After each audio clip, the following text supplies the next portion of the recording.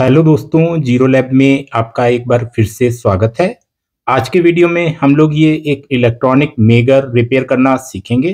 यहाँ पर ये इसके कनेक्टर्स हैं और इस पुश बटन को जब हम प्रेस करते हैं, इस तरह से आप प्रेस करेंगे जब पुश बटन, तो इसके जो कनेक्टर्स ये हैं, इन पे हाई वोल्टेज मिलता है। साथ ही आप यहाँ पर एक पोटेंशियोमीटर देख पाएंगे। इससे हम पॉइंटर को एडजस्टमेंट कर सकते हैं। तो यहाँ पर इसके बैक साइड में अगर देखें तो इसमें दो 9 वोल्ट की बैटरीज लगाने के लिए कनेक्टर हैं। मैंने एक बैटरी यहाँ पे लगाई हुई है। इसमें एक बैटरी लगा के भी इसे ऑपरेट किया जा सकता है, क्योंकि दोनों बैटरीज पैरेलल में ही लगती हैं। तो यहाँ पर मैं इसके जो कनेक्टर हैं इन पे प्रोब लगा के और आपको पहले टेस्ट करा देता हूँ कि ये बिल्कुल भी वर्क नहीं कर रहा है। यहाँ पर इस तरह से हम प्रोब जो है इसके साथ में कनेक्ट कर देते हैं और ये जो एलिगेटर क्लिप प्रोब में लगी हैं इन्हें हम आपस में शॉर्ट कर देते हैं। ऐसी स्थिति में जब हम पुश बटन प्रेस करते हैं तो हमारा पॉइंटर जो है उसे मूव करके यहाँ पर कुछ रीडिंग देना चाहिए। अच्छा, चूंकि प्रोब शॉर्ट है, ऐसी स्थिति में जब हम यहाँ पर पुश बटन प्रेस करते हैं तो ये 0 ओम तक पॉइंटर जो है मूव होना चाहिए, लेकिन यहाँ पर पॉइंटर बिल्कुल मूवमेंट नहीं दे रहा है। मैं इसका एडजस्टर जो है उसे भी घुमाकर दिखा देता हूँ। उसके बाद भी पुश बटन प्रेस करने पे किसी तरह का कोई मूवमेंट पॉइंटर द्वारा हमें नहीं दिखाई दे रहा है। ऐसी स्थिति में हम इसकी प्रोब जो है उन्हें निकाल देते हैं और चलिए इसे अब हम खोलते हैं। तो खोलने के लिए आप देखेंगे इसके बैक साइड में कुछ स्क्रूज लगे हैं, जिनमें एक स्क्रू यहाँ पर लगा है और इसके अलावा यहाँ पर भी स्क्रू जो हैं एक एक लगे हुए हैं।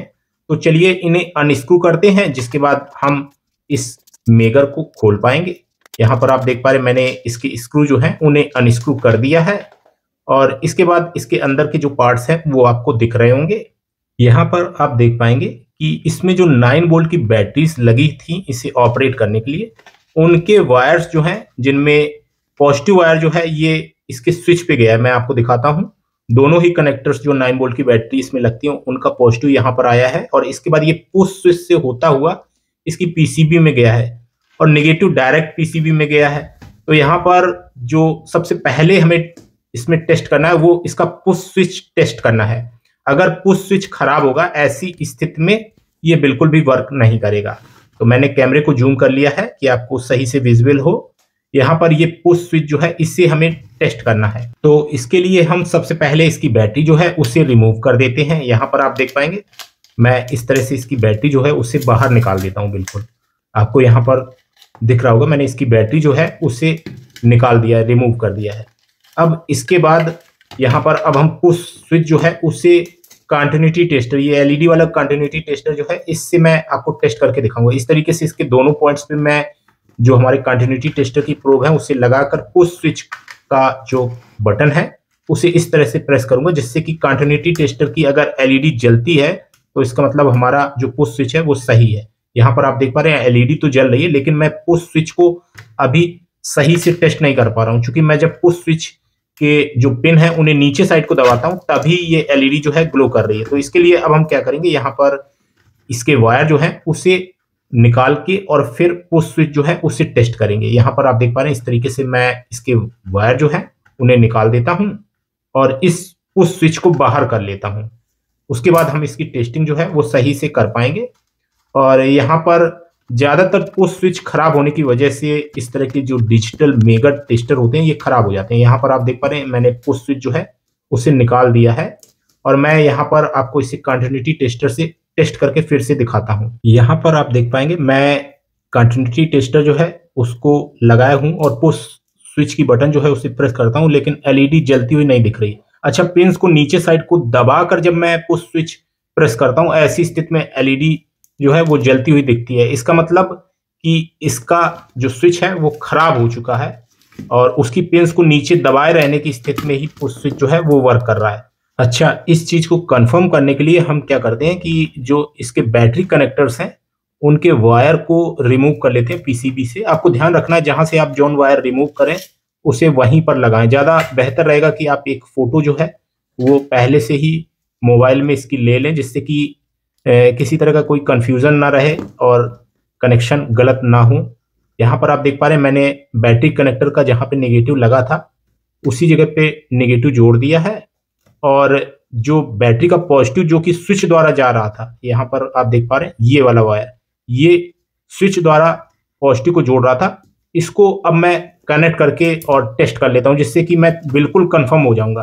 तो यहाँ पर पहले मैं जो प्रोब है, टेस्टिंग प्रोब, उनको इस मेगर के साथ में कनेक्ट कर लेता हूं, और यहाँ पर एलिगेटर क्लिप हमारी शॉर्ट है, और अब मैं ये जो पॉजिटिव स्विच पे हमारा जा रहा था और स्विच द्वारा ये कनेक्ट हो रहा था, इनको शॉर्ट करूंगा। तो ऐसी स्थिति में हमें पॉइंटर जो है मूव करता हुआ दिखना चाहिए। यहाँ पर इस चीज को अब हमने कंफर्म कर लिया कि इसमें स्विच ही खराब था, और यहाँ पर अब हम इसमें नया स्विच जो है उसे रिप्लेस कर देंगे, जिसके बाद हम इसे रिपेयर कर पाएंगे। तो यहाँ पर स्विच रिप्लेसमेंट करने से पहले मैं आपको इसका सर्किट जो है उसे थोड़ा सा और दिखा देता हूँ, जिससे कि इसके अंदर क्या पार्ट्स लगे हैं उन्हें आप समझ सकें।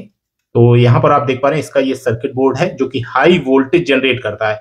अच्छा, इसी में वोल्टेज डिवाइडर भी है, जैसा कि मेगा टेस्टर में होता है।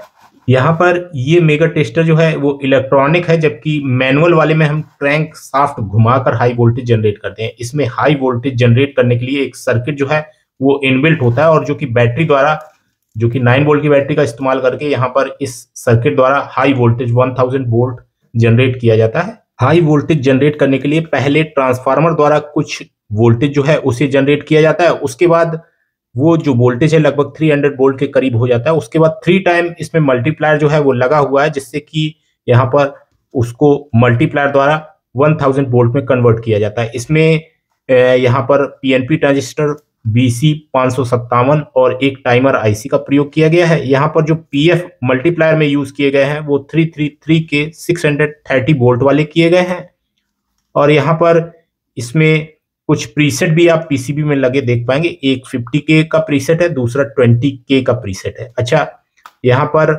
इसमें एक वोल्ट मीटर लगा है, जिससे इस तरह से कैलिब्रेट किया जाता है कि यहाँ पर हमें ये मेगर वाली रीडिंग दे सके, यानी मेगा ओम वाली रीडिंग्स जो है उन्हें दे सके।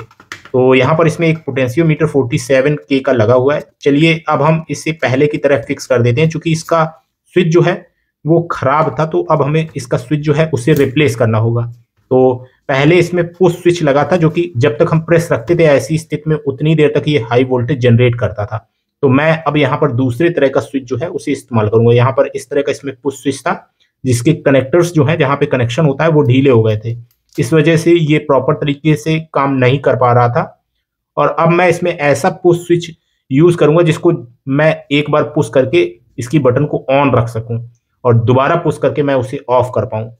तो यहाँ पर इस स्विच को अब हम रिप्लेस करने वाले हैं। तो मेरे पास एक ऐसा ही स्विच है जो कि एक बार में ऑन होता है, दोबारा जब हम उसे पुश करते हैं तो ऑफ होता है। इस स्विच को मैं रिप्लेस करूंगा, और जिसके बाद ये मेगा टेस्टर जो है हमारा फिक्स हो जाएगा, यानी ये रिपेयर हो जाएगा, क्योंकि इसमें खाली पुश स्विच ही खराब था।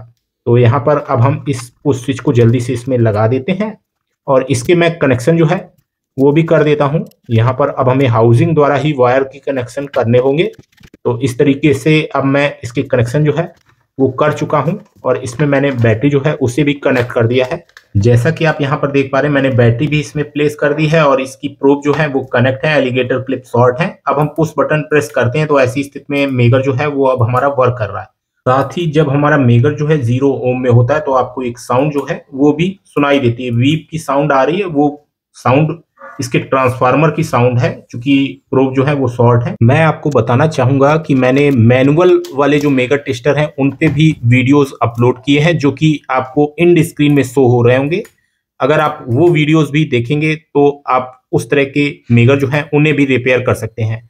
उम्मीद करता हूं आज का वीडियो आपके लिए हेल्पफुल रहेगा। आज के वीडियो में इतना ही। Thanks for watching. Have a nice day.